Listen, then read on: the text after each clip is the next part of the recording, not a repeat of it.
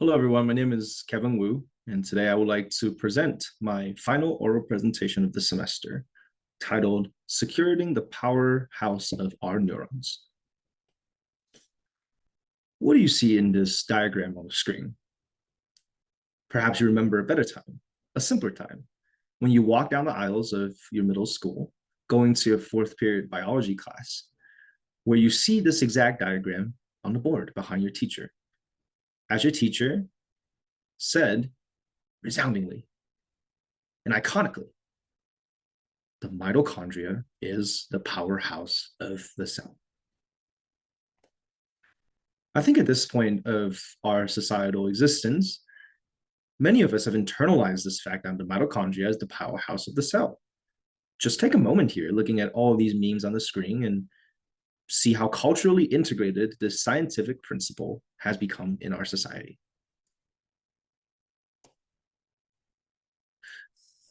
Exercise, dieting.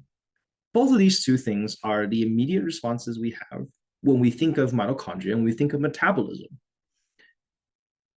The reason why we think of such when we speak of mitochondria is because the primary function of mitochondria is taking the molecules we take in via food intake and other methods and converting it to these compounds called ATP, the little energy packets that offers our cells and then to our muscle tissues and then to our organs in general, the necessary energy to survive, to repair itself, and ultimately to function so that throughout our daily lives, we're able to do all the things that we now can do.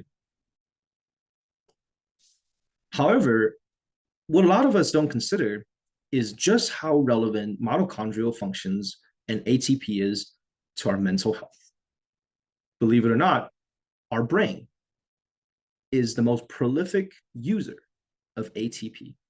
Almost 25% of the total ATP produced goes to our brain. So as we experience a downregulation of ATP due to mitochondrial dysfunction, whether it be through damages to the mitochondria itself or it be damages to the DNA responsible for mitochondria, our neurotransmitter synthesis becomes dysregulated, as ATP is also essential for the synthesis of neurotransmitters. So when our metabolism is disrupted, whether it be through a uncontrollable diet or it be through increase of stress due to life circumstance changes, or for other various reasons, it can affect our mitochondria, which then affects our mental health. So this really poses a need for alternative treatments other than our conventional medication. By examining the cellular effects of mitochondria leading to mental health disorders, we're able to come up with treatments more focusing on the physiological, psychological, and financial alleviation against conventional medicines of antidepressants and antipsychotics, which actually has many acute health effects on the patients. And we're also able to construct a more holistic and complementary programs based on cellular analysis and the mitochondrial functions in individual patients, customized to their exact circumstance. As we analyze the mitochondrial functions in individuals' bodies, and then its relevance to mental health and our neurons, we're able to recognize that reactive oxygen species is the true villain for our mental health from mitochondrial dysfunction. Reactive oxygen species is produced as a natural byproduct when our mitochondria converts food molecules into energy, into ATP. And it can have lasting damage against DNA and neuroinflammation, the inflammation of our neurons. So how exactly does mitochondria work? Well, as you can see here, I have a picture of the poster from the movie RM. Well, I never watched the movie myself. One thing I know about Return Missionaries is that they're very eager in finding an eternal partner. They realize that they're single, so they go on many, many different dates, talk to almost everyone they ever met that has potential. In the process of finding a wife, they might unfortunately cause some wreckage. That is the exact principle reactive oxygen species operates upon. Reactive oxygen species only have one electron in its chemical structure, and it wants a whole pair. Because of that, it constantly binds with molecules inside our body, which can then disrupt the cellular structure and the integrity due to its high reactivity. It can cause damages by forcing its way into the electrons and force binding with other molecules.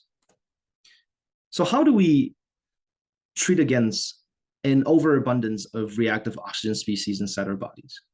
Well, first I'd like to present nutraceuticals, especially N-acetylcysteine, CoQ10, and ALA. All of the aforementioned nutraceuticals are antioxidants. Essentially, once they're taken into the body, they go to the cellular level and donates an electron free of charge to the free radicals, which are the reactive oxygen species.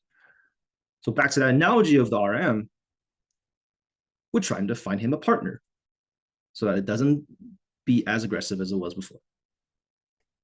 And the best part about nutraceuticals is that they're widely accessible in conventional grocery stores and just everywhere in general.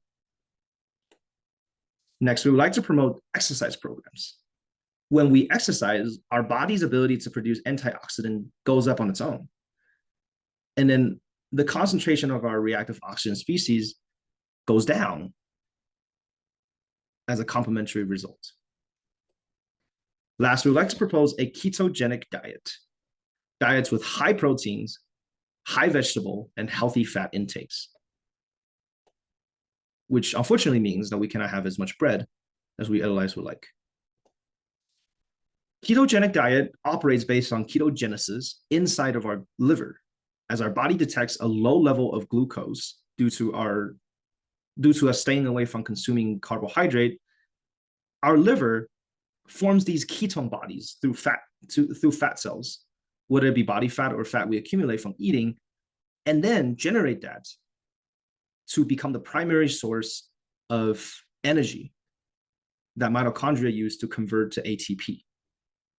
Doing so allows us to always have a surplus of ATP production while reducing reactive oxygen species production, allowing us to have not only better physical health, but brain health. So in the end, we would like to conclude by restating the importance of metabolism and mitochondrial function in our body's ability to not only live a healthy life physically, but also have good mental health. And by changing our diet, taking our supplements, and creating exercise programs specifically to patients, psychiatrists and psychologists everywhere might be able to revamp the entire theme of psychiatry to have a more focused approach on holistic health of the patients and the overall metabolism of the patients. Thank you. That will be the end of my presentation.